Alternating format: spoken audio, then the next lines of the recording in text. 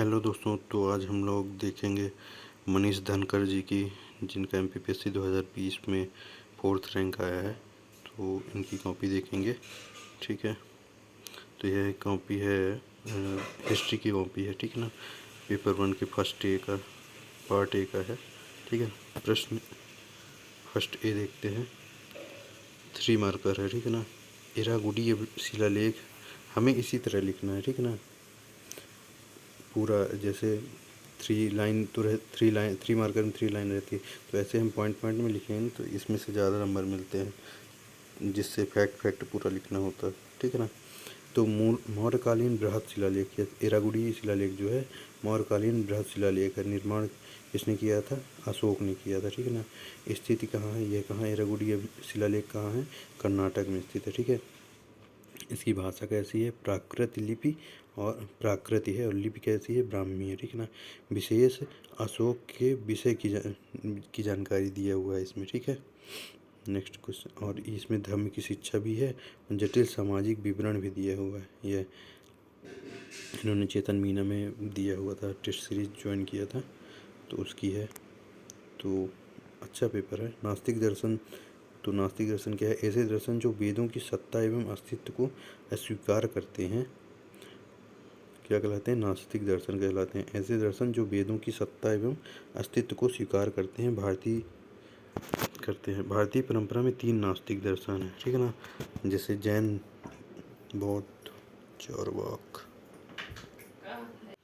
जैन, बौद्ध और चारवाक। ठीक है ना, तो यह जो दर्शन था जैन, तो यह भी नास्तिक दर्शन था। बौद्ध भी, चारवाक भी नास्तिक। इसमें ईश्वर की संकल्पना नहीं थी। ठीक है, तो परिहारिका, इसका 3rd क्वेश्चन छोड़ा हुआ था उन्होंने। अब देखते हैं। ऐसे ही हम लिखेंगे ना, तभी आपको नंबर मिलेगा अच्छे। जैसे इनके 150 में 89 के लगभग में 88 है। ठीक है ना, देखिए उनको हर मतलब ज़्यादा से ज़्यादा क्वेश्चनों में गुड मिला हुआ है। ठीक है, तो जिले इलाही और निब्याबत एक खुदाई से तात्पर्य क्या है? तो जिले इलाही क्या होना है? ईश्वर की परछाई है। ठीक है ना, तो या अल्लाह की परछाई मानते थे। जैसे राजा को जिले इलाही कहते थे, जैसे अकबर के काल में। तो ईश्वर की परछाई है जिले इलाही का मतलब। ठीक है, नियामत खुदाई का मतलब है ईश्वर की प्रतिनिधि या अल्लाह की इच्छा।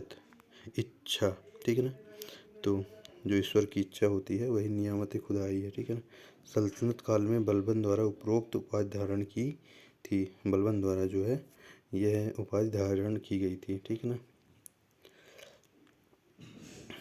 मीर हसन दहलवी, तो मध्यकालीन प्रमुख सूफी संत थे यह मीर हसन दहलवी। और इनकी विचारधारा कैसी थी? उदारवादी समन्वयवादी इस्लाम की विचारधारा थी। ठीक है ना, इस्लाम से संबंधित थे ये, समन्वयवादी इस्लाम के। अलाउद्दीन खिलजी के दरबार में ये मीर हसन दहलवी रहते थे। याद रखेंगे, मीर हसन दहलवी कहाँ रहते थे? अलाउद्दीन खिलजी के दरबार में। ठीक है, पितृदिउरा शैली जो है, पितृदिउरा शैली क्या है? तो मुगल काल में प्रचलित स्थापत्य कलाकारी, ये जहाँ का गिर के काल में प्रचलित थी पितृदिउरा शैली। ठीक है ना, और यह ताजमहल में इसका उपयोग किया गया था। विशेषता, स्मारकों में पर फूल पत्तियों की नक्काशी की गई थी। सर्वप्रथम इत्मादुद्दौला के मकबरा में इसका प्रयोग किया गया था। ठीक है ना, जो जहांगीर की पत्नी थी नूरजहां, उसने इत्मादुद्दौला के मकबरा में सर्वप्रथम इसका प्रयोग किया था। ठीक है, सुगौली की संधि। ठीक है, देखते हैं। ब्रिटिश भारत में नेपाल की मध्य हुई थी। ब्रिटिश भारत एवं नेपाल की मध्य हुई थी, यह 1816 में हुई थी। ठीक है, भारत नेपाल सीमा निर्धारण एवं नेपाल पर ब्रिटिश साम्राज्य स्थापित। ठीक है, नेक्स्ट देखते हैं। कूफा नामधारी आंदोलन कब हुआ था? तो 19वीं सदी में पश्चिमोत्तर भारत एवं पंजाब में प्रचलित था यह कूका आंदोलन था। ठीक है ना, 19वीं सदी में कूका पंजाब में हुआ था। ठीक है ना, पंजाब में, यह याद रखेंगे। नेतृत्व, राम सिंह कूका और भगत जवाहर मल ने इसका नेतृत्व किया था। और सामाजिक धार्मिक आंदोलन है ये। ठीक है ना, सामाजिक धार्मिक आंदोलन था यह। सिखों में प्रचलित आंदोलन था। ब्रिटिश शासन के विरुद्ध यह आंदोलन किया गया था। कैप्टन रीड 1792 में लागू, ठीक है ना। ब्रिटिश प्रशासनिक अधिकारी एवं भू राजस्व विशेषज्ञ। कैप्टन रीड कौन थे? ब्रिटिश प्रशासनिक अधिकारी एवं भू राजस्व विशेषज्ञ थे। योगदान, मद्रास प्रांत में रैयतवाड़ी व्यवस्था लागू की गई थी, ठीक है ना। और चैम्बर ऑफ प्रिंसेस, ठीक है। तो ये हम अपने उस पे दे देंगे, टेलीग्राम पे दे देंगे, तो आप इसे देख लेंगे। इसी तरह लिखना है, सिर्फ फैक्ट हमें लिखना है। जैसे गम्मत क्या है? निमाड़ का प्रसिद्ध लोकनाट्य एवं गायन है, प्रायः रात्रि में आयोजित किया जाता है। इसमें कथा गायन शैली में प्रस्तुति होती है। यह भी है। ग्यारसपुर वर्तमान में मध्य प्रदेश के बिरसा जिले में स्थित गुप्तकालीन स्थान है। विशेषता, माला देवी मंदिर है। गुप्तकालीन अभिलेख एवं स्थापत्य यहाँ से मिलते हैं, ठीक है। ऐसे ही लिखना। अब 5 मार्कर देखते हैं। मगध साम्राज्य में सामाजिक आर्थिक दशाओं पर टिप्पणी कीजिए, ठीक है। तो देखो, सामाजिक और आर्थिक ऐसे दोनों आ जाता है 5th मार्कर में।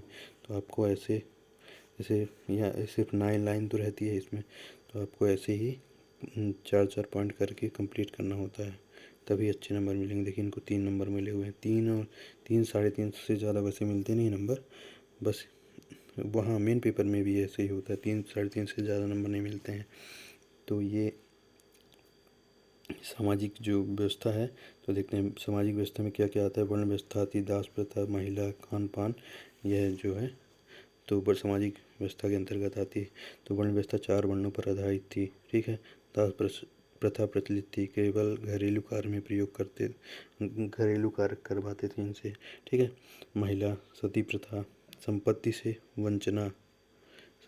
वंचना, शिक्षा यज्ञोपवीत नहीं, ठीक ना, यज्ञोपवीत नहीं किया जाता, यज्ञ में शामिल नहीं होते थे महिलाएं। खान पान शाकाहारी एवं मांसाहारी दोनों था, ठीक है। पितरात्मक व्यवस्था इसमें थी।